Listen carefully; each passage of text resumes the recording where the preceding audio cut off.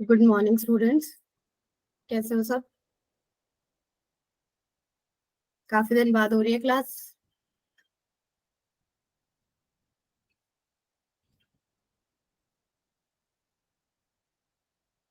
कभी कभी कुछ बोल भी लिया करो अनम्यूट करके।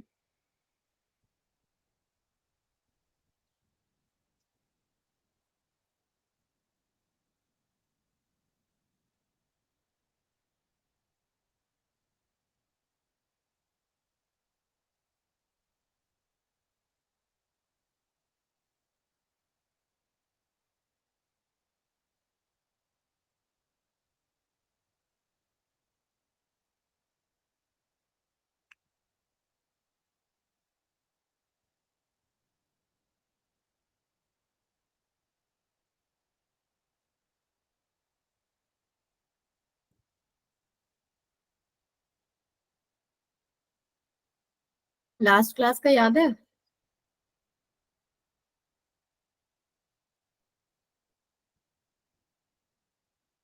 क्या क्या पढ़ लिया था, एक बार देख लेते हैं।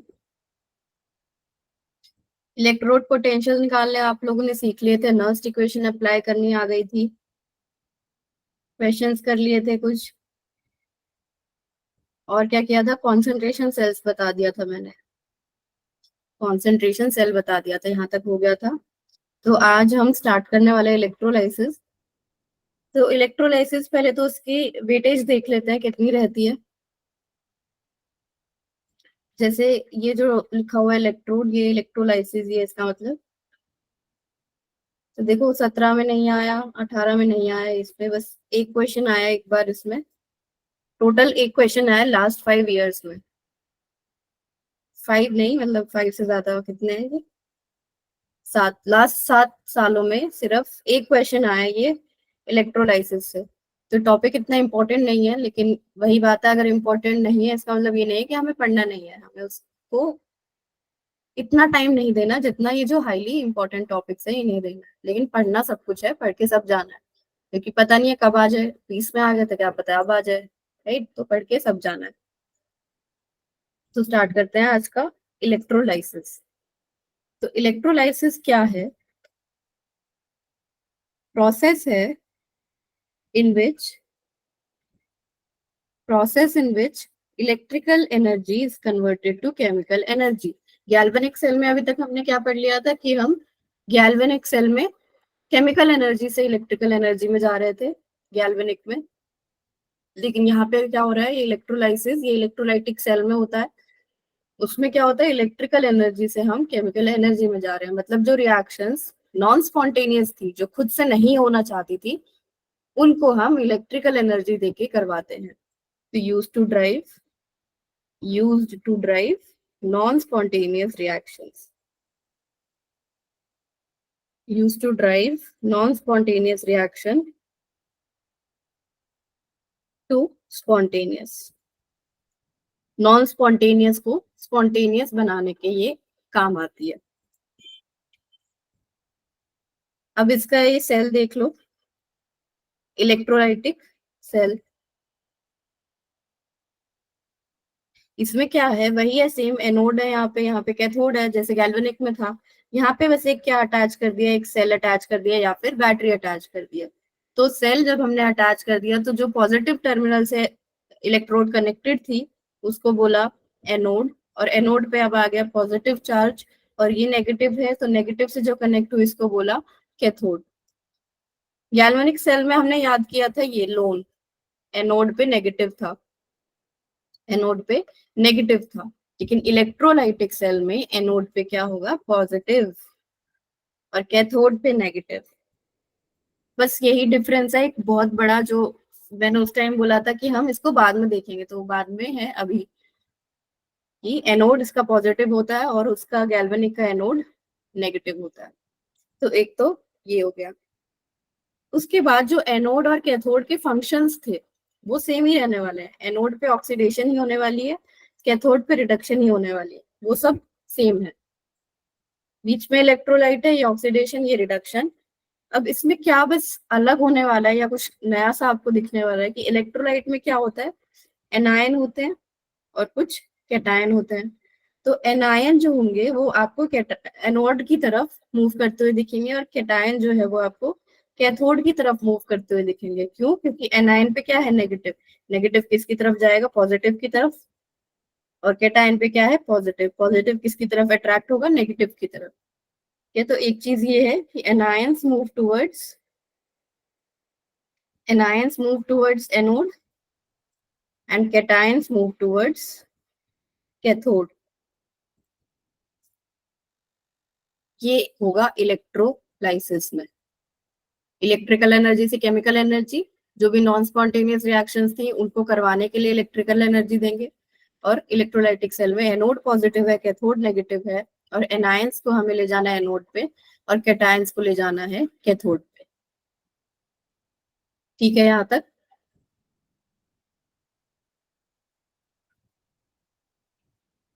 Okay. Products formed in electrolysis depends on. अब इलेक्ट्रोलाइसिस कराने पे जो जो प्रोडक्ट्स मिलते हैं, और क्वेश्चन भी उसी से आता है कि क्या प्रोडक्ट्स मिलेंगे, तो वो प्रोडक्ट्स किस पे डिपेंड करते हैं, कुछ फैक्टर्स पे, वो देख लेते हैं पहले, फिर देखेंगे प्रोडक्ट्स क्या बन रहे हैं, कैसे बन रहे हैं। तो पहला फैक्टर है nature of electrolyte. Nature of electrolyte.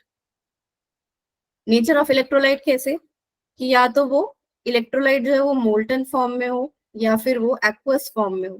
दोनों में प्रेजेंट हो सकता है, दोनों में ही इलेक्ट्रिसिटी वो कंडक्ट कर सकता है। मोल्टन मतलब जिसमें पानी नहीं है, बस उस इलेक्ट्रोलाइट को इतना हीट कर दिया कि वो मेल्ट हो गया, या फिर उसे पानी में मिला के एक एक्वस सोल्यूशन बना लिया। दोनों फॉर्म में इलेक्ट्रोलाइट हो सकता है। Second is nature of electrode. Nature of electrode. Nature of electrode कैसे, या तो इलेक्ट्रोड इनर्ट हो सकती है, या तो इलेक्ट्रोड एक्टिव हो सकती है। इस पॉइंट को अभी हम नेक्स्ट स्लाइड में फिर से देखेंगे, इनर्ट और एक्टिव इलेक्ट्रोड। थर्ड है concentration of electrolytic solution. Concentration of electrolytic solution. Concentration कैसे, मतलब या तो बहुत डाइल्यूट हो, या फिर अच्छा खासा कॉन्सेंट्रेटेड हो, सोल्यूशन हो। एक फैक्टर ये हो गया। फोर्थ, स्टैंडर्ड इलेक्ट्रोड पोटेंशियल पे वो डिपेंड करेगा। ये भी कैसे करेगा, ये हम जब एग्जांपल्स देखेंगे तब आपको समझ आएगा। अभी हम कौन सा पॉइंट देख लेते हैं, ये वाला, कि इनर्ट और एक्टिव इलेक्ट्रोड्स का मतलब क्या है। तो दो टाइप्स की इलेक्ट्रोड्स हो गई, एक हो गई इनर्ट, एक हो गई एक्टिव।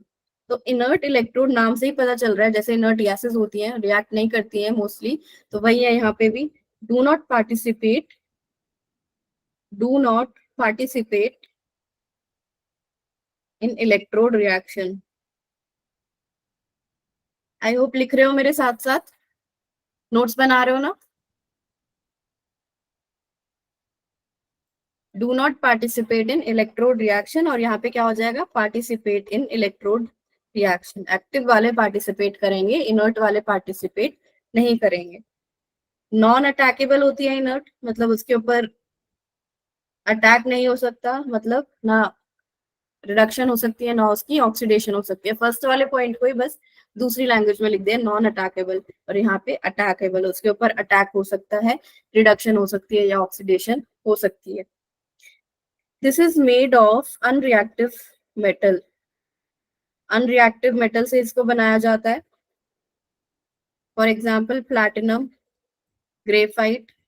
ये जो इलेक्ट्रोड्स होती है ये रिएक्ट 99% केसेस में नहीं करती, कोई 1% हो भी सकता है जिसमें रिएक्ट कर जाए, वो हमें नहीं पढ़ना। एग्जाम्पल है इसका प्लैटिनम और ग्रेफाइट, इनर्ट इलेक्ट्रोड्स का। एक्टिव का एग्जाम्पल आप लोग गैल्वेनिक में भी देख चुके हो, जैसे जिंक रॉड, कॉपर रॉड, ये हमने ली थी, ये एक्टिव ही थी। एक्टिव मतलब ये रिएक्ट कर रही थी, जिंक की ऑक्सीडेशन हो रही थी और कॉपर पे रिडक्शन हो रही थी, राइट। तो ये क्या है, एक्टिव इलेक्ट्रोड्स। और क्या है एग्जाम्पल, जैसे एजी है, ठीक है, ये सब इसमें आती है एक्टिव इलेक्ट्रोड्स में। तो एक्टिव क्या है, पार्टिसिपेट करती हैं, और इनर्ट पार्टिसिपेट नहीं करती। ये है इनका मेन डिफरेंस। ओके।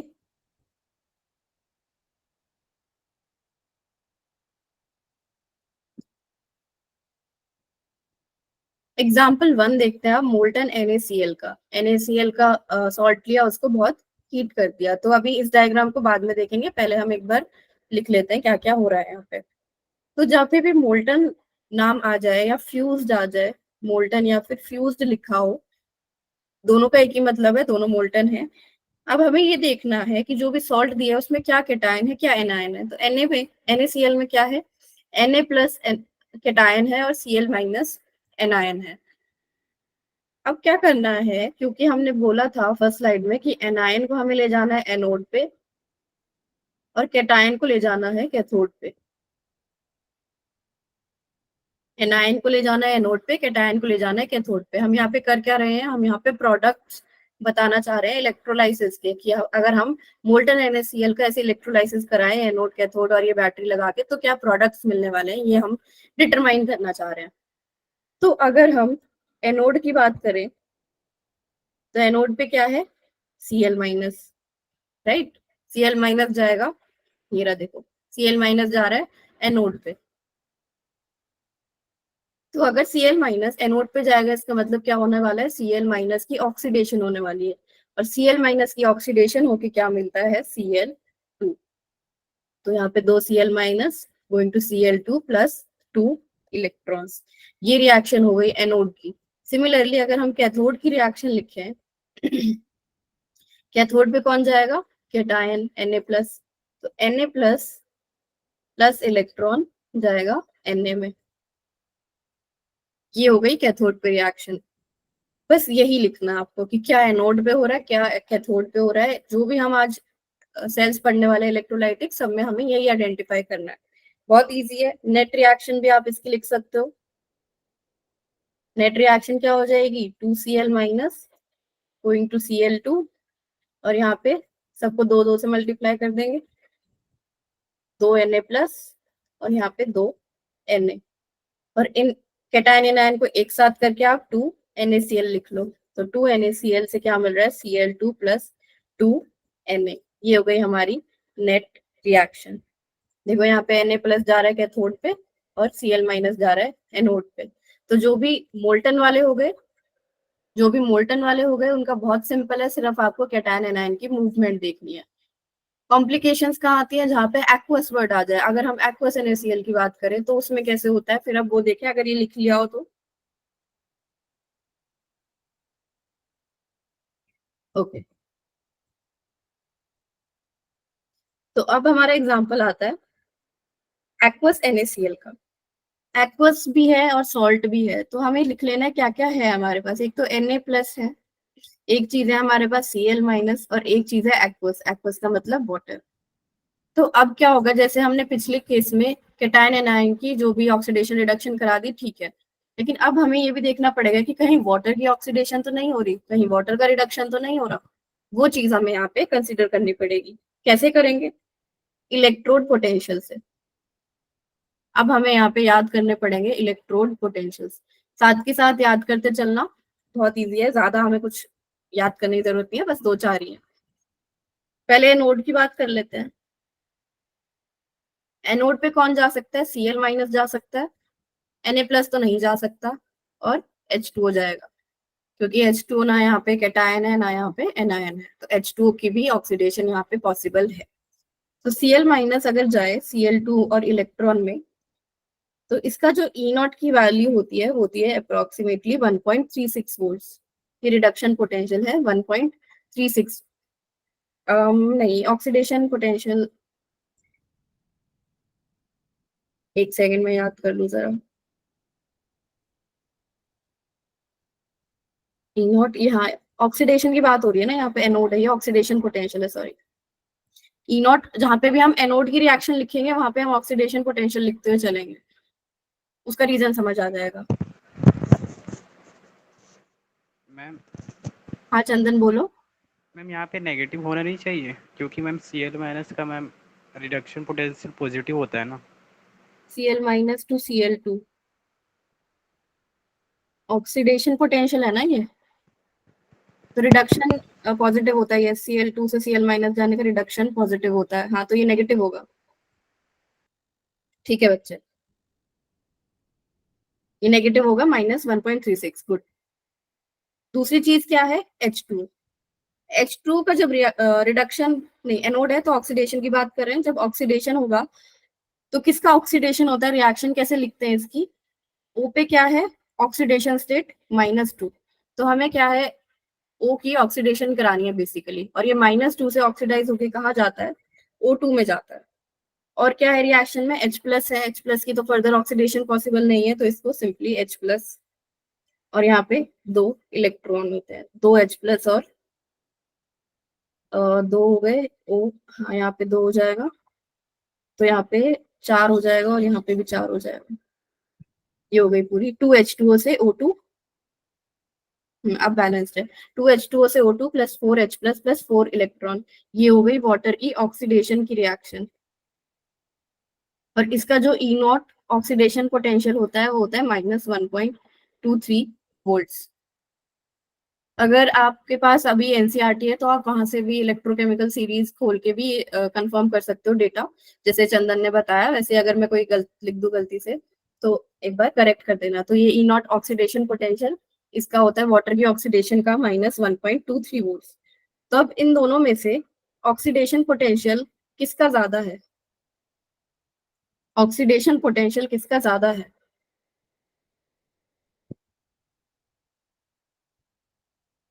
वाटर का ऑक्सीडेशन पोटेंशियल ज्यादा है -1.23, और ये -1.36, बहुत थोड़े से ज्यादा है, लाइक 136 और 23 में इतना डिफरेंस नहीं है, लेकिन फिर भी क्या है, H2O का ऑक्सीडेशन पोटेंशियल ज्यादा है। तो इन दोनों में से ऑक्सीडेशन किसकी होनी चाहिए थी, H2O की ऑक्सीडेशन होनी चाहिए थी। लेकिन होता क्या है, Cl- की ऑक्सीडेशन हो जाती है, Cl2 रिलीज हो जाती है। क्या रीजन है उसका, देखो एनोड पे यहाँ पे भी Cl- जा रहा है यहाँ पे, और Cl2 रिलीज हो जाती है। तो इसका रीजन क्या है, ओवर पोटेंशियल। ओवर पोटेंशियल का मतलब क्या है वो समझते हैं। तो हमने देखा यहाँ पे हमारे पास एनोड की दो दो रिएक्शंस पॉसिबल थी, एक में था Cl2 गैस रिलीज हो रही थी, एक में था O2 गैस बन रही थी। तो ये जो रेट होता है, रेट का मतलब क्या है, स्पीड बनने की, Cl2 और O2 की। तो इन दोनों में से जो है रेट जो है ज्यादा होता है हमारा इसका, Cl- का रेट जो है वो, Cl- से Cl2 जाने का जो रेट है वो ज्यादा होता है एज कम्पेयर टू O2 का।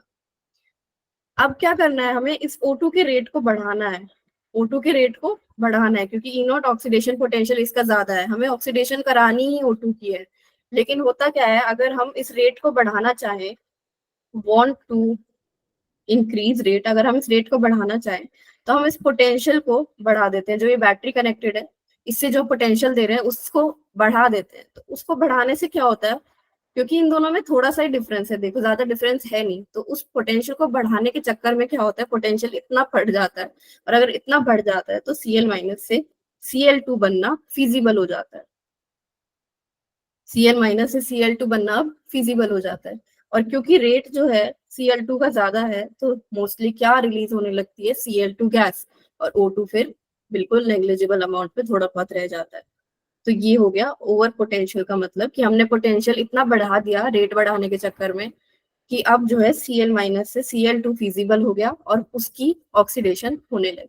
तो एनोड की क्या रिएक्शन आ गई, Cl- से Cl2 plus electron. Over potential समझ आया, ठीक है। तो अभी हमने लिख ली एनोड की रिएक्शन, अब हम लिख लेते हैं कैथोड की। कैथोड पे क्या क्या है बच्चों, Cl- की ऑक्सीडेशन हो गई, कैथोड पे क्या आ सकता है, कैटायन आ सकता है या फिर H2 आ सकता है। तो अगर हम कैटायन की रिडक्शन की बात करें, Na+ से इलेक्ट्रॉन जाने की बात करें, तो अगर आपको इसकी वैल्यू याद नहीं भी है तो भी आप अंदाजा लगा सकते हो, क्योंकि एक एस ब्लॉक का मेटल है, और एस ब्लॉक के मेटल का क्या होता है, बहुत ज्यादा इलेक्ट्रॉन्स लूज करने की टेंडेंसी होती है, बहुत ऑक्सीडाइज होने की टेंडेंसी होती है। तो इसका जो रिडक्शन पोटेंशियल होता है वो काफी नेगेटिव होता है, ऑलमोस्ट -2.7 वोल्ट, इतना ज्यादा इसका रिडक्शन पोटेंशियल नेगेटिव होता है। दूसरी जो चीज थी H2O की रिडक्शन का रिएक्शन होता है। अब रिडक्शन किसकी कराएंगे, O2- है यहाँ पे, वो तो फर्दर O3- या 4- में नहीं जा सकता, बच्चा H+ की रिडक्शन करा के ले जाओ H2 में, तो यहाँ पे रिलीज हो गई H2 गैस और OH-। ये रिएक्शन हो गई H2O के रिडक्शन की। अब इसका जो रिडक्शन पोटेंशियल आता है वो आता है -0.83 वोल्ट। वाटर का जो रिडक्शन पोटेंशियल आता है वो आता है -0.83 वोल्ट। तो अब इन दोनों में से ई नॉट रिडक्शन पोटेंशियल किसका ज्यादा है?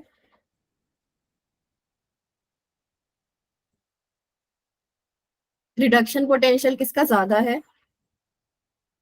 वाटर का।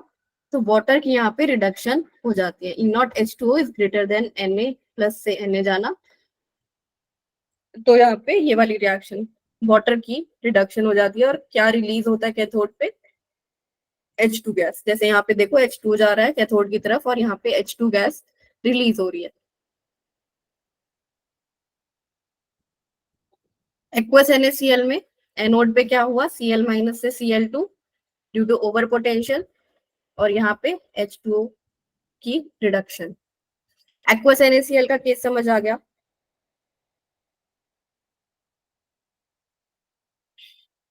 इसका पता नहीं आप लोगों ने किया या नहीं, लेकिन मेरे टाइम पे जब मैं स्कूल में थी तो 8th क्लास में इसका एक मॉडल बनाने को बोला गया था स्कूल में। तो ऐसे सेल्स लिए थे या फिर बैटरी खरीद ली थी, याद नहीं है मेरे को ढंग से। तो बैटरी से ऐसे वायर्स कनेक्ट कर दी थी और दो, हाँ, यहाँ पे सेल कनेक्ट कर दिए थे एज इलेक्ट्रोड, या फिर पता नहीं क्या, हाँ, आयरन की नेल्स कनेक्ट कर दी थी शायद, जो भी था। दो ऐसे इलेक्ट्रोड्स और उसके अंदर पानी लिया था, पानी के अंदर NaCl डाल दिया था भर भर के। तो क्या दिख रहा था मेरे को यहाँ पे कि कोविड टाइम, 8th क्लास में कोविड अच्छा। तो यहाँ पे क्या होता था, पानी में ना बहुत सारे ऐसे बबल्स दिखाई दे रहे थे। तो ये आप घर पे भी इसको ट्राई कर सकते हो, अगर आपको ये लाइव इलेक्ट्रोलाइटिक सेल बना के देखना है तो ये खुद भी बना सकते हो। ठीक है, चलो। नेक्स्ट है dilute aqueous NaCl। Dilute aqueous NaCl, यहाँ पे एक्वस NaCl था, यहाँ पे डाइल्यूट है।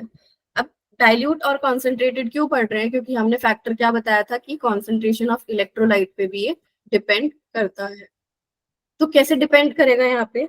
बहुत इजी है, देखो, अगर डाइल्यूट सोल्यूशन है इसका मतलब H2O ज्यादा प्रेजेंट होगा, भर भर के प्रेजेंट होगा एज कम्पेयर टू NaCl। तो रिडक्शन तो H2O की हो रही थी, रिडक्शन H2O की हो रही थी पीछे, वो ठीक है, सेम है। एनोड पे क्या हो रहा था? Cl- की होने लग गई थी, राइट? Cl- की ड्यू टू ओवर पोटेंशियल। लेकिन यहाँ पे उस फैक्टर को ये ओवरकम कर लेता है और ऑक्सीडेशन होने लगती है H2O की। H2O की ऑक्सीडेशन होगी तो क्या रिलीज होगा? O2 plus H plus plus electron. तो क्या हो गया? कॉन्सेंट्रेशन वाले फैक्टर की वजह से ऑक्सीडेशन होने लगी H2O की, और रिडक्शन वाली रिएक्शन सेम रहेगी। क्या था? H2O plus electron H2 plus OH-। ठीक है, डाइल्यूट में H2O की कॉन्सेंट्रेशन नहीं, H2O का अमाउंट ज्यादा हो गया, इस वजह से ऑक्सीडेशन भी इस बार एनोड की होने लगी। तो ध्यान से देखो, अगर ये डाइल्यूट एक्वस NaCl कह रहा है तो उसमें Na और Cl का तो कोई रोल ही नहीं है, सिर्फ वाटर की ऑक्सीडेशन हो रही है और वाटर की ही रिडक्शन हो रही है, आपस में बस वाटर का ही रिडक्शन ऑक्सीडेशन चल रहा है। ओके,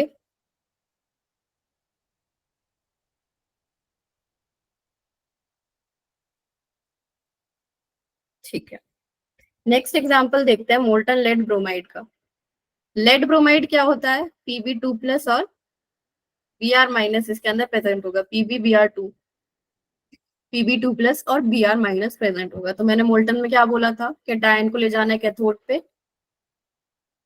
और एनायन को ले जाना है एनोड पे। तो एक बार आप इसकी रिएक्शन लिख के दिखाओ मेरे को, कैथोड पे लिखो और एनोड पे लिखो क्या बन रहा है। प्रोडक्ट लिख दो बस कमेंट में, प्रोडक्ट क्या बन रहा है कैथोड और एनोड का, कॉमा से सेपरेट करके।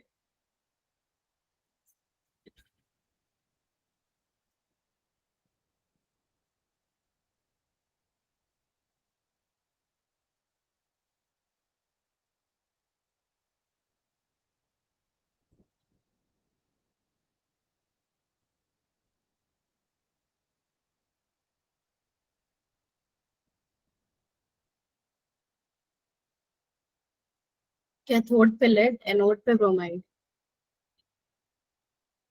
हाँ बच्चे, वो तो ठीक है, लेकिन एनोड पे ब्रोमाइड जाएगा और प्रोडक्ट मिलेगा Br2, ब्रोमीन गैस ऑक्सीडाइज होके।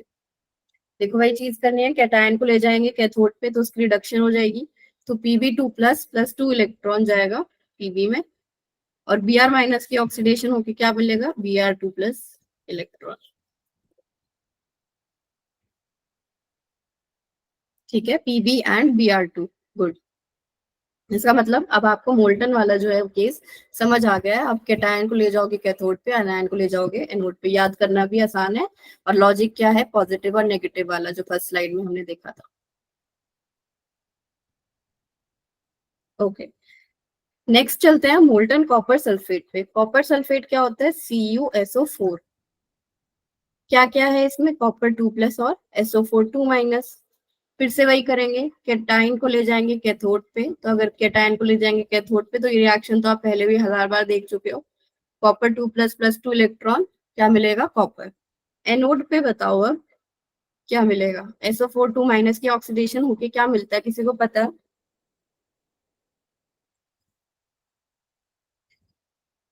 चलो मैं बता देती हूँ, ये होता है S2O8 2 minus, thiosulphate plus 2 electrons. ये रिएक्शन होती है, हाँ, S2O8 2 माइनस की। अब अगर इन दोनों की आप ऑक्सीडेशन स्टेट देखो, SO4 2 माइनस में सल्फर की ऑक्सीडेशन स्टेट बताओ, और इस वाले में S की ऑक्सीडेशन स्टेट बताओ, दोनों में ऑक्सीडेशन स्टेट बताओ।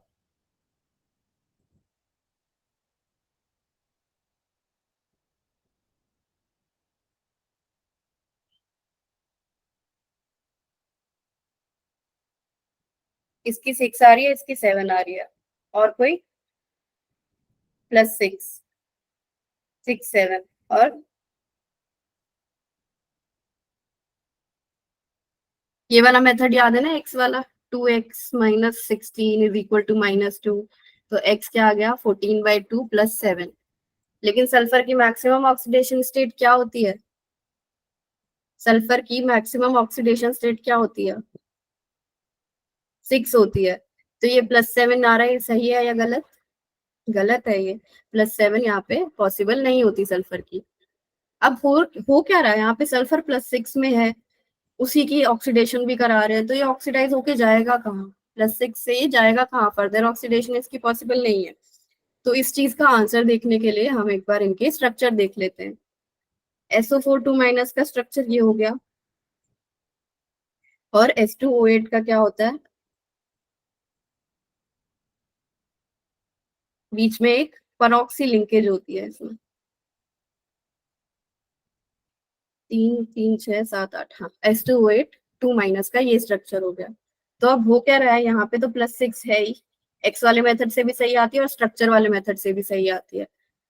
यहाँ पे क्या है अब, क्योंकि ये परऑक्सी लिंकेज आ गई यहाँ पे, इस ऑक्सीजन की वजह से तो आया +2, इस ऑक्सीजन की वजह से तो आया +2, इस ऑक्सीजन की वजह से आया +1, और इस ऑक्सीजन की वजह से आया +1, और इस ऑक्सीजन के ऊपर क्या आया, यहाँ से उसने इलेक्ट्रॉन्स लिए सल्फर से, तो -1।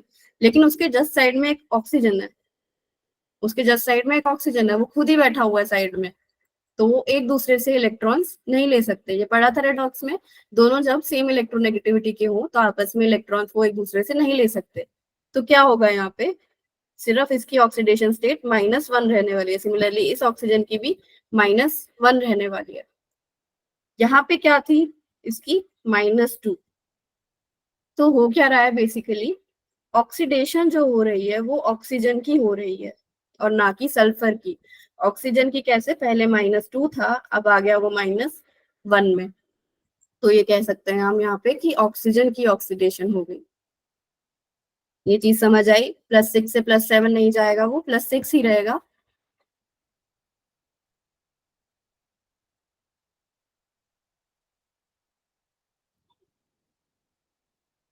ओके, तो ये रिएक्शन हो गई मोल्टन कॉपर सल्फेट की। नेक्स्ट चलते हैं एक्वस कॉपर सल्फेट पे। मोल्टन कर लिया, एक्वस। एक्वस में क्या क्या प्रेजेंट होगा, कॉपर 2 प्लस तो है ही, SO4 2 माइनस तो है ही, और साथ में क्या आ गया, H2O। तो अब इस केस को कैसे करेंगे, जैसे हमने एक्वस NaCl का किया था, जैसे हमने इलेक्ट्रोड पोटेंशियल्स लिख के किया था। एनोड पे क्या क्या आ सकता है, एनायंस, SO4 2 माइनस, इसमें जाएगा H2O8 2 माइनस और 2 इलेक्ट्रॉन्स में। इसका जो ऑक्सीडेशन पोटेंशियल होता है वो होता है -2 वोल्ट्स। ये वैल्यू आपको याद करनी है, -2 वोल्ट्स। बिल्कुल सिंपल, एक ही नंबर है -2, ये याद हो जाएगा। दूसरी चीज H2O, H2O की ऑक्सीडेशन होके O2 माइनस की ऑक्सीडेशन करके O2 गैस रिलीज करानी है और 4H प्लस और 4 इलेक्ट्रॉन और यहाँ पे 2। ये हो गई वाटर की ऑक्सीडेशन की रिएक्शन। और वाटर की ऑक्सीडेशन पोटेंशियल तो हर केस में हमें यूज करना ही है, तो इसलिए इस वैल्यू को तो हमें याद करना ही है, कितनी, -1.23 वोल्ट्स, -1.23 वोल्ट्स। इन दोनों में से ऑक्सीडेशन पोटेंशियल किसका ज्यादा है?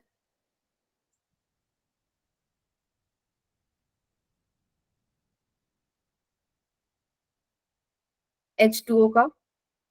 तो यहाँ पे ऑक्सीडेशन हो जाती है H2O की, यहाँ पे ऑक्सीडेशन हो जाती है H2O की। कैथोड की रिएक्शन की बात करें, कॉपर 2+ जा सकता है कैथोड पे, 2 इलेक्ट्रॉन गेन करके कॉपर बना सकता है। इसका ई नॉट तो आपको याद होगा ही, 0.34 वोल्ट्स, राइट। इसका तो काफी बार देख चुके हो। और दूसरी चीज H2O की रिडक्शन होके H+ की रिडक्शन करके H2 गैस रिलीज कराओ और OH-। इसका ई नॉट भी हमने देखा पिछली स्लाइड में, -0.83। तो ये तो माइनस में है, ये तो पॉजिटिव में है, ये तो ऑब्वियसली ये वाली वैल्यू ज्यादा है। तो कैथोड पे क्या होगा, कॉपर 2+ की रिडक्शन होगी और एनोड पे क्या होगा, वाटर की ऑक्सीडेशन होगी। ये हो गया एक्वस कॉपर सल्फेट का केस। ठीक है बच्चों।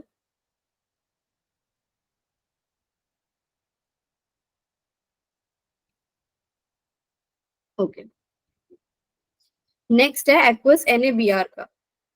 वही चीज है, Na+ है। हाँ जी सुजल बताओ। मैम वो जो ओवर पोटेंशियल का केस था वो सिर्फ क्लोराइड के साथ था। ओवर पोटेंशियल का केस वो सिर्फ क्लोराइड में ही पढ़ते हैं, यहाँ पे नहीं पढ़ते। यहाँ पे तो डिफरेंस है ना काफी, -2 और 1, -1.23 में।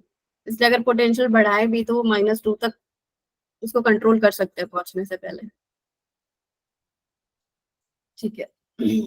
एक्वस NaBr का तो क्या क्या है, Na+, Br- और वाटर।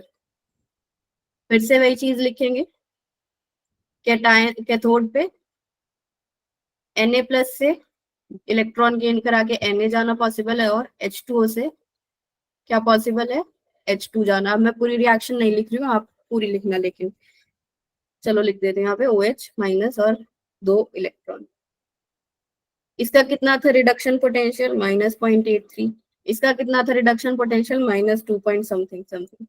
-2 तो ऑब्वियसली बहुत ज्यादा कम है, तो रिडक्शन किसकी होती है यहाँ पे, वाटर की, -0.83। एनोड की बात कर लेते हैं। एनोड पे क्या नई स्पीशीज दिख रही है हमें, Br- से Br2 जाना और 2 इलेक्ट्रॉन्स।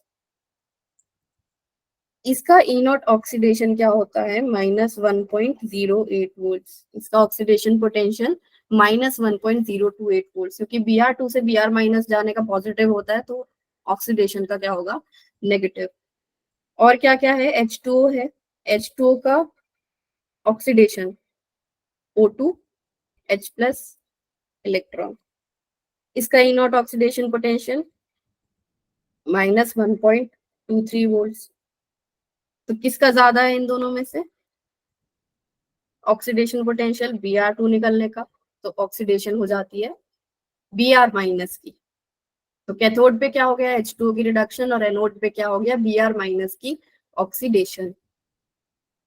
ये केस हो गया एक्वस NaBr का। तो आपको ट्रेंड समझ आया अभी तक हम क्या कर रहे हैं, हम जो जो भी हमारे पास स्पीशीज है उनको लिख रहे हैं पहले, फिर उनके किसकी ऑक्सीडेशन पॉसिबल है, किसकी रिडक्शन पॉसिबल है वो लिख रहे हैं, और फिर क्या लिख रहे हैं, उनके पोटेंशियल्स लिख रहे हैं। पोटेंशियल्स लिख के जस्ट कंपेयर कर रहे हैं। सिर्फ एक स्पेशल केस था वो वाटर वाला, जिसमें NaCl वाला, जिसमें क्या हो रहा था, ओवर पोटेंशियल की वजह से Cl2 निकल जाती है। और कोई ऐसा स्पेशल केस नहीं है हमारे पास, बाकी सब हो जाएंगे आपके पोटेंशियल से। तो ये इलेक्ट्रोकेमिकल सीरीज लगा दी थी रेफरेंस के लिए। उसके बाद हम करते हैं copper sulphate using copper electrode. अभी तक हमने जितने भी केसेस पढ़े पीछे, वो सब इनर्ट के थे। यहाँ पे जो इलेक्ट्रोड थी सब इनर्ट थी। तो जहाँ पे नहीं मेंशन्ड है कोई इलेक्ट्रोड, वहां पे आपको खुद से सोच के चलना है कि जो इलेक्ट्रोड होगी वो इनर्ट होगी। इनर्ट मतलब वो कुछ रिएक्ट नहीं करने वाली है, सिर्फ एज अ सोर्स काम कर रही है, या तो अपने अंदर से इलेक्ट्रॉन जाने दे रही है या फिर आने दे रही है, सिर्फ ये काम होता है इनर्ट इलेक्ट्रोड का। लेकिन जैसे इन्होंने मेंशन कर दिया है यहाँ पे कॉपर इलेक्ट्रोड, इसका मतलब कॉपर इलेक्ट्रोड दे दिए और वो तो हमें पता है क्या है, एक्टिव है, तो हमें अब इसको भी कंसिडर करना है। तो अब अगर हम रिएक्शन लिखें, पहले कर लेते हैं कैथोड की। अगर हम कैथोड की बात करें कैथोड पे क्या क्या प्रेजेंट हो सकता है, कॉपर 2+ जा सकता है कॉपर में, और इसका ई नॉट होगा 0.34। और क्या क्या जा सकता है, H2O जा सकता है, यहाँ पे एक्वस होगा, H2O जा सकता है और उसका क्या होगा 4 इलेक्ट्रॉन्स, या 2 थे शायद, 2 इलेक्ट्रॉन्स और H2+ OH माइनस, और इसका ई नॉट -0.83। क्या कॉपर की भी रिडक्शन हो सकती है Cu की, क्योंकि Cu इलेक्ट्रोड दे दिया इन्होंने, क्या Cu की रिडक्शन पॉसिबल है फर्दर?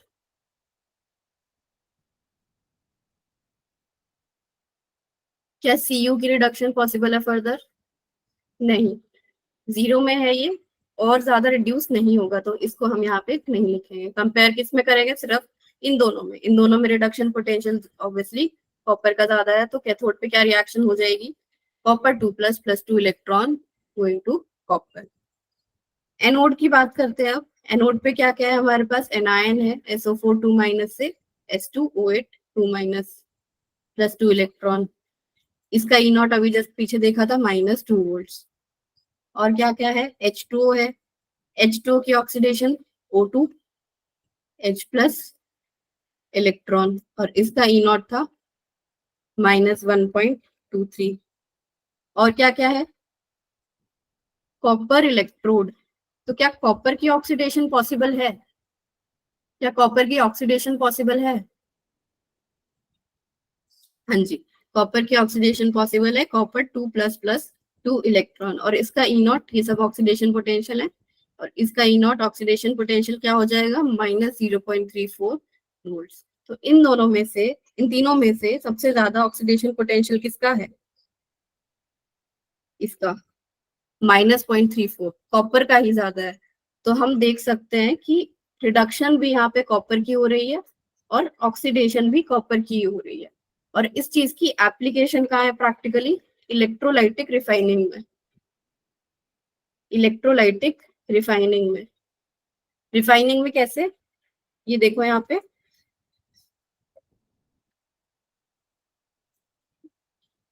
एनोड और कैथोड पे दोनों पे कॉपर है, दोनों कॉपर की इलेक्ट्रोड्स है। बस क्या है यहाँ पे जो लेफ्ट साइड में है एनोड, ये जो है इम्प्योर कॉपर है, कुछ इम्प्योरिटीज हैं, और राइट साइड में क्या ले लिया, प्योर कॉपर की इलेक्ट्रोड ले ली। तो हो क्या रहा है, जैसे जैसे ऑक्सीडेशन होगी, तो ऑक्सीडेशन तो सिर्फ किसकी हो रही है, कॉपर की। जो इम्प्योरिटीज है वो तो फर्दर उसके साथ साथ ऑक्सीडाइज नहीं होती, वो तो नीचे ऐसे बैठ जाती है, जिसको बोल देते हैं एनोड मड। तो इम्प्योरिटीज नीचे बैठ जाती है, और होता क्या रहता है, इसकी ऑक्सीडेशन होती रहेगी, ये कॉपर 2+ बनाता रहेगा, वो कॉपर 2+ इसके पास जा जाके रिड्यूस होते रहेंगे, तो हमारे को क्या मिलता रहेगा, कॉपर। तो यहाँ पे पहले ये पतली इलेक्ट्रोड थी, जैसे जैसे होती रहेगी क्या कह रहे हैं, रिएक्शन जैसे जैसे होती रहेगी वैसे वैसे इलेक्ट्रोड मोटी होती जाएगी, और ज्यादा इसको मतलब प्योर कॉपर हम ऑब्टेन कर सकते हैं इम्प्योर से। ये समझ आया, ये कैसे हम इसको इलेक्ट्रोलाइटिक रिफाइनिंग में यूज कर रहे हैं। रिफाइनिंग मतलब उसको साफ कर रहे हैं, इम्प्योर से प्योर ले जा रहे हैं। ओके, नेक्स्ट है aqueous AgNO3 using copper cathode and silver anode. इस बार कैथोड और एनोड पे अलग अलग मेटल्स ले लिए, और इलेक्ट्रोलाइट क्या लिया है, AgNO3 अलग अलग ले लिया, लेकिन कोई चिंता की बात नहीं है, हम इसको भी कर लेंगे। क्या क्या है हमारे पास, Ag+ है और NO3- है। तो पहले अगर हम कैथोड की लिख लें, तो क्या क्या हो सकता है, Ag+ जा सकता है, हाँ H2O भी है, Ag+ जा सकता है Ag में। अब इसका रिडक्शन पोटेंशियल होता है 0.8 वोल्ट्स, इसका रिडक्शन पोटेंशियल होता है 0.8 वोल्ट्स। और किसकी रिडक्शन हो सकती है, H2O की रिडक्शन हो सकती है, H2 इलेक्ट्रॉन गेन करके H2 गैस और OH माइनस, और इसका E not reduction potential minus 0.83 volts. ये दोनों पॉसिबल है कैथोड पे। फिर से यहाँ पे कॉपर की कैथोड है, लेकिन अभी मैंने बताया जस्ट कि कॉपर की रिडक्शन फर्दर पॉसिबल नहीं है। तो इन दोनों में से ही बताना है किसकी हो जाएगी रिडक्शन, सिल्वर की। सिल्वर का रिडक्शन पोटेंशियल ज्यादा है, तो Ag+ चला जाएगा Ag में। एनोड पे क्या होगा, एनायन क्या है, NO3-, और क्या क्या है, H2O है, और एनोड पे क्या है, Ag है, ये वाला Ag। तो ये सारी स्पीशीज प्रेजेंट है एनोड के लिए। NO3- की फर्दर ऑक्सीडेशन पॉसिबल नहीं है। क्यों? क्योंकि यहाँ पे नाइट्रोजन की ऑक्सीडेशन स्टेट कितनी है, यहाँ पे नाइट्रोजन की ऑक्सीडेशन स्टेट कितनी है, +5, और +5 से फर्दर वो ऑक्सीडाइज नहीं हो सकता, तो यहाँ पे इसकी ऑक्सीडेशन पॉसिबल नहीं है। तो एनायन तो ऐसे ही कट गया। उसके बाद H2O की ऑक्सीडेशन पॉसिबल है, O2 जा सकता है, और H+ और इलेक्ट्रॉन, और इसका E नॉट ऑक्सीडेशन पोटेंशियल था -1.23। Ag2 Ag+ भी जा सकता है, और इसका E नॉट ऑक्सीडेशन पोटेंशियल क्या हो गया, -0.8 वोल्ट्स। तो इन दोनों में से ज्यादा कौन है, इन दोनों में से ज्यादा ऑक्सीडेशन पोटेंशियल किसका है, Ag का। Ag2 Ag+ जाएगा, तो यहाँ पे भी अगर हम ऐसा कोई सेल बना दे तो यहाँ पे भी क्या हो रहा है, सिल्वर की ही ऑक्सीडेशन हो रही है और सिल्वर की ही रिडक्शन हो रही है।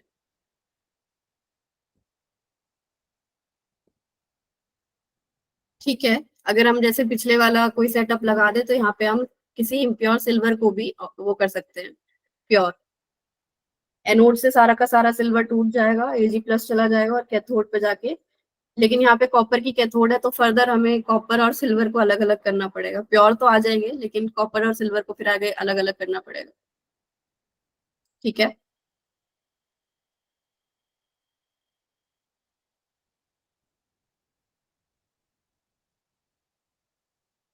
चलो फिर एक केस आता है डाइल्यूट सल्फ्यूरिक एसिड का, और ये डाइल्यूट सल्फ्यूरिक एसिड हमारा लास्ट एग्जाम्पल रहेगा। सॉरी, डाइल्यूट नहीं, मतलब डाइल्यूट और कॉन्सेंट्रेटेड दोनों पढ़ने वाले हैं, ये हमारे लास्ट एग्जाम्पल रहेंगे, और लास्ट है और सबसे ज्यादा इंपॉर्टेंट है, क्योंकि नीट इससे 2 बार क्वेश्चन पूछ चुका है। सबसे ज्यादा इंपॉर्टेंट एग्जाम्पल बन जाता है। तो अब सल्फ्यूरिक एसिड क्या होता है, H2SO4, और H2SO4 मतलब क्या क्या है हमारे पास, H+ है और SO4 2- है, और क्या है, वाटर प्रेजेंट है। तो वही रिएक्शंस लिखेंगे सेम। पहले अगर एनोड की लिख ले, एनायन क्या है, SO4 2-, किसमें जाएगा, H2O8 2- +2 इलेक्ट्रॉन। इसका E नॉट क्या था, -2। और क्या क्या है एनोड के लिए, वाटर है, वाटर किसमें जा सकता है, O2 गैस और H+ और इलेक्ट्रॉन, और इसका E नॉट हो जाएगा -1.23। और तो कुछ पॉसिबल है नहीं, तो इन दोनों में से -1.23 बड़ा है, तो किसकी ऑक्सीडेशन हो जाएगी, H2O की। कैथोड की बात करते हैं। कैथोड पे क्या क्या आ सकता है, कैटायन आ सकता है, H+ से जा सकता है इलेक्ट्रॉन गेन करके H2 में, और क्या क्या है, वाटर है, वाटर इलेक्ट्रॉन गेन करके जा सकता है H2 गैस में और OH-। इसका E नॉट -0.83। इसका E नॉट कितना होता है, H+ से H2 जाने का, H+ से H2 जाने का कितना होता है, 0। स्टैंडर्ड हाइड्रोजन इलेक्ट्रोड पढ़ते टाइम भी हमने यही बोला था कि इसको हम क्या अज्यूम कर लेते हैं बाय कन्वेंशन, 0। तो इन दोनों में से किसका ज्यादा है, इसका। तो एनोड पे क्या हो गया, वाटर की ऑक्सीडेशन, और कैथोड पे क्या हो गया, H+ की reduction to give H2 gas. ये हो गया एग्जांपल डाइल्यूट सल्फ्यूरिक एसिड का।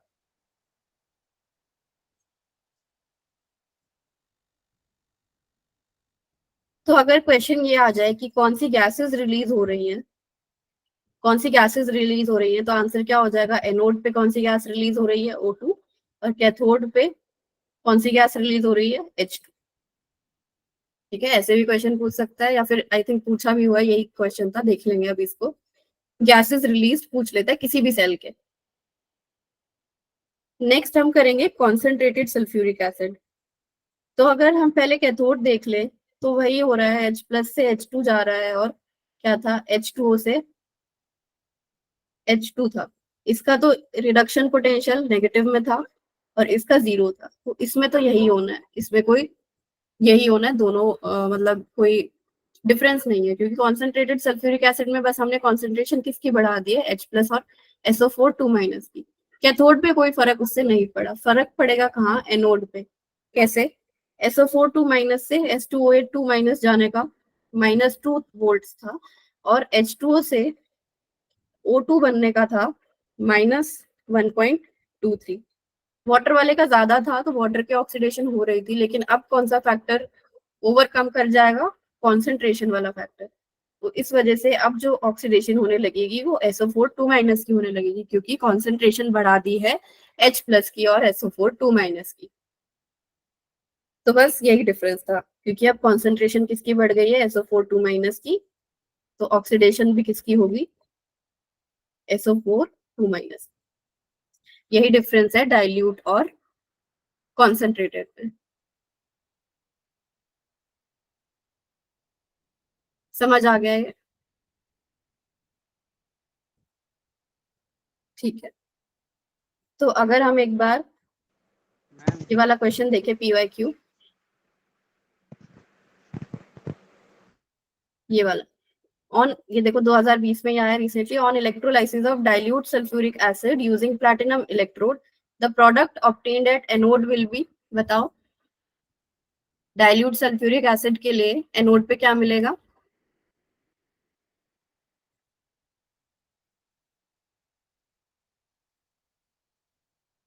A option oxygen gas, water की ऑक्सीडेशन हो जाएगी, O2 गैस रिलीज हो जाएगी एनोड पे, तो ऑप्शन ए। और ये था 1992 में, dilute sulphuric acid, same question पूछा हुआ है, देखो, the product obtained at anode will be, वही सेम ऑक्सीजन गैस। ठीक है, सेम क्वेश्चन देखो रिपीट किया हुआ है, ये वाला ट्राई करो 2002 का।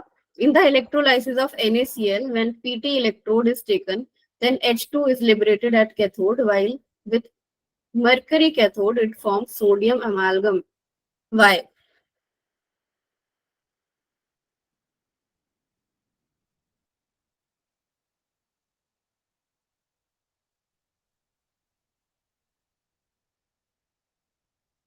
अब जहाँ पे नहीं मेंशन्ड है मोल्टन, वहां पे आपको अज्यूम करके चलना है ये एक्वस की बात कर रहे होंगे। ऑप्शन सी आ रहा है।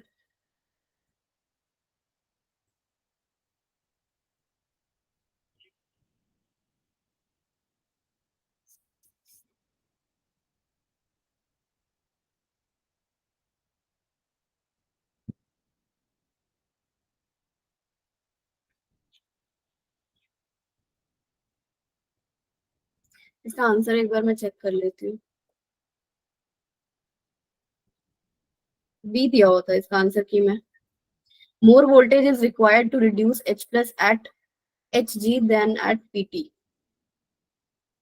इलेक्ट्रोलाइसिस करा रहे हैं NaCl का, प्लैटिनम की इलेक्ट्रोड ली है, H2 is liberated at cathode, cathode पे H2 लिबरेट हो रही है, वाइल विद मरकरी कैथोड, ये प्लैटिनम की ली है, और अगर मरकरी की कैथोड ले ले तो it forms sodium अमालगम। More voltage is required, Hg is more inert, more voltage is required to reduce H+ at Hg than at Pt। Na is dissolved in Hg while it does not dissolve। नहीं बच्चे, dissolve नहीं होता है ना, वो तो अमालगम बना लेता है, वो अलग बात है, लेकिन उसको डिसॉल्व नहीं बोलेंगे यहाँ पे। डिसॉल्व मतलब सिंपली बस मरकरी में हमने Na डाल दिया और वो डिसॉल्व हो गया, वो वाली चीज नहीं है ये। Concentration of H+ ions is larger when Pt electrode is taken, concentration की तो बात ही नहीं करी।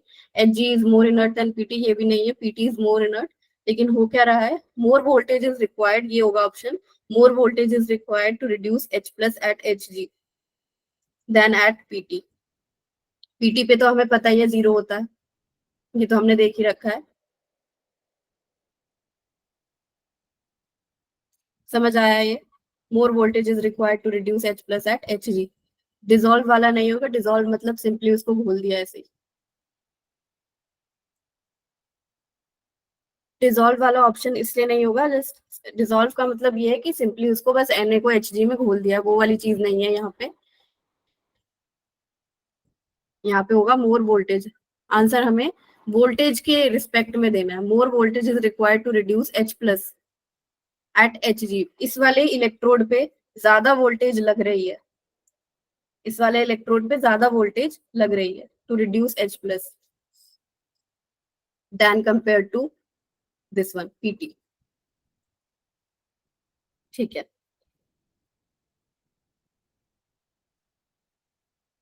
ये वाले क्वेश्चन बताओ। A spoon to be electroplated with gold should be, spoon को कहाँ रखना चाहिए, कैथोड पे या एनोड पे या फिर इलेक्ट्रोलाइट पे?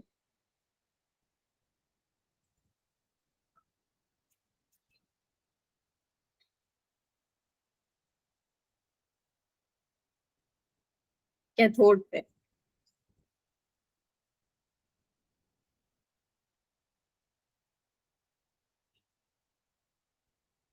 हमने अभी जस्ट देखा सारे एग्जांपल्स में क्या हो रहा था, मेटल कहाँ डिपॉजिट होता है, रिड्यूस कहाँ पे होता है, कैथोड पे रिड्यूस होता है। और अगर कैथोड पे रिड्यूस होगा तो डिपॉजिट भी वहीं पे होगा। तो अगर हमें स्पून के ऊपर सोने की परत चढ़ानी है तो गोल्ड को हमें Au को हमें, ये होता है Au आई थिंक +3 होता है, नॉट श्योर, एक बार इसको देख लेना। जो भी Au की पॉजिटिव ऑक्सीडेशन स्टेट है वो उससे रिड्यूस होके मेटल में चला जाएगा। और कहाँ पे रिड्यूस होगा, कैथोड पे। तो स्पून को हमें कहाँ प्लेस करना होगा, कैथोड पे। Next, during the electrolysis of fused NaCl। अब फ्यूज्ड का मतलब क्या है, मोल्टन, मोल्टन NaCl। तो reaction that occurs at the anode, anode पे कौन सी रिएक्शन होगी, मोल्टन NaCl पे। इसमें हमें कुछ भी ऑक्सीडेशन पोटेंशियल वगैरह देखने की जरूरत नहीं थी, सिंपली क्या देखना था, एनायन को ले जाना था एनोड पे, और एनायन को ले जाएंगे तो क्या होगा, Cl- की ऑक्सीडेशन टू Cl2। तो कौन सा ऑप्शन है ये, chloride ions are oxidised. Chloride ions are reduced, no. Sodium ions are reduced, no. Sodium ions का तो कोई रोल था ही नहीं, वो था कैथोड पे। An acidic solution of copper 2 sulfate containing some contaminations of zinc and iron ions was electrolyzed till all the copper is deposited. If electrolysis is further continued, the product obtained at cathode is, copper sulphate का solution लिया, electrolysed किया, सारा का सारा copper जो है वो deposit करा दिया, लेकिन फिर भी इलेक्ट्रोलाइसिस कराए जा रहे हैं, तो अब क्या डिपॉजिट हो रहा होगा,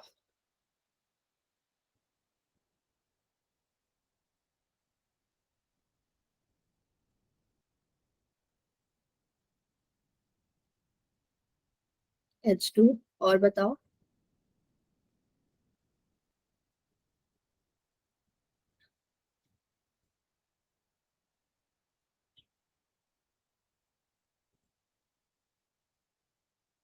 alloy of Zn and Fe। Zn2+ से Zn जाना और आयरन 2+ से आयरन जाना, इन दोनों के रिडक्शन पोटेंशियल बताओ मेरे को। Zn2+ से Zn जाना और Fe2+ से Fe जाना।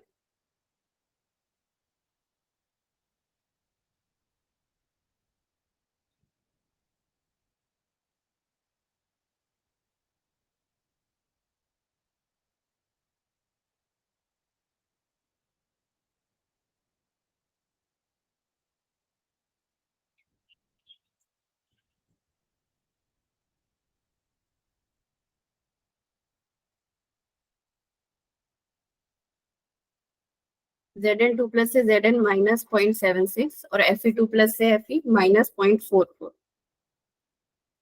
देखो दोनों के क्या है, नेगेटिव है, तो होगा क्या, H+ की रिडक्शन हो जाएगी H2 में, क्योंकि उसका कितना है 0 वोल्ट, तो क्या हो जाएगा H2। दोनों के रिडक्शन पोटेंशियल्स नेगेटिव थे, H+ का 0 था, इसलिए H2 गैस रिलीज हो जाएगी। Next question, the passage of current liberates H2 at cathode, Cl2 at anode. तो क्या सॉल्यूशन लिया होगा,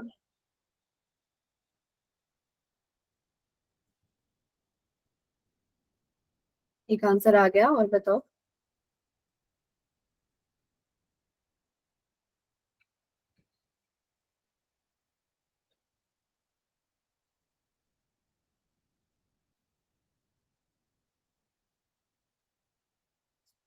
हाँ, एक्वस NaCl वाला केस हमने लिया था, जिसमें ओवर पोटेंशियल की वजह से Cl माइनस जा रहा था Cl2 में, और कैथोड पे क्या हो रहा था, H प्लस से H2, सॉरी H प्लस से नहीं, H2O से H2, ये कैथोड पे, ये एनोड पे। तो कौन सा सोल्यूशन था वो, NaCl का। इसका भी आप लिख के देख सकते हो खुद, और इसका तो मैंने करा ही दिया। ठीक है।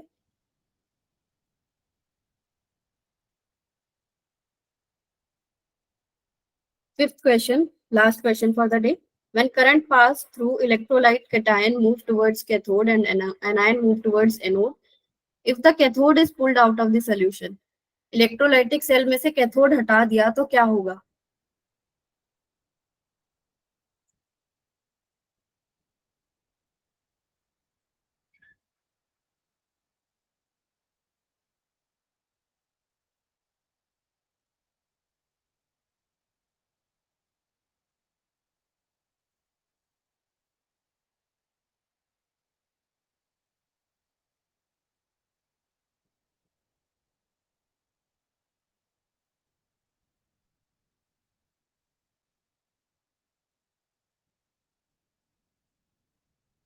डी कह रहा है सुजल, हर्षिका डी कह रही है।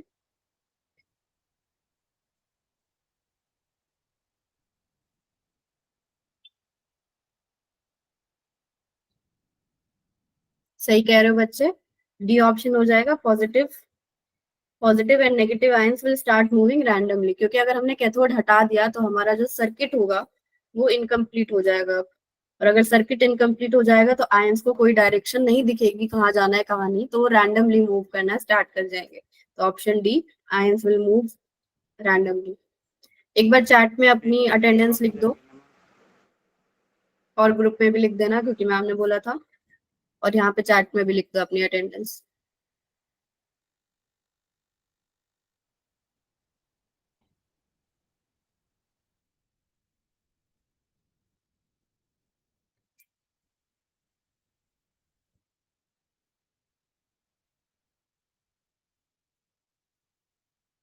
ठीक है, तो हमने पढ़ लिया, ठीक है, इलेक्ट्रोलाइसिस पढ़ लिया। अब बस एक बार इस स्लाइड पे मैं लिख रही हूँ कि कौन कौन से पोटेंशियल्स आप याद कर लेना। वैसे तो जो जो हमने कर लिए आज वो सारे ही इंपॉर्टेंट है, बाकी सबसे ज्यादा इंपॉर्टेंट तो H2O का रिडक्शन और ऑक्सीडेशन। उसके बाद SO4 2 माइनस आ गया था, -2 वाला ऑक्सीडेशन पोटेंशियल, और Ag प्लस से Ag जाना, कॉपर 2 प्लस से कॉपर जाना, सोडियम का, और Br minus Br2, Cl minus Cl2, इन सब के। और जो हमारे पास लिथियम प्लस वाला था, एक लिथियम LiCl करके एक क्वेश्चन आ जाता है कभी, मतलब मेंस में है, यहाँ पे तो मैंने नहीं देखा नीट में। लेकिन Li प्लस और F माइनस का हम याद नहीं करेंगे, लेकिन हम क्या याद रखेंगे कि Li प्लस से इलेक्ट्रॉन गेन करके Li जाना सबसे ज्यादा मोस्ट नेगेटिव था। इलेक्ट्रोकेमिकल सीरीज में हमने देखा था कि एकदम ये एंड में था, लास्ट में था, तो क्या था उसका रिडक्शन पोटेंशियल मोस्ट नेगेटिव।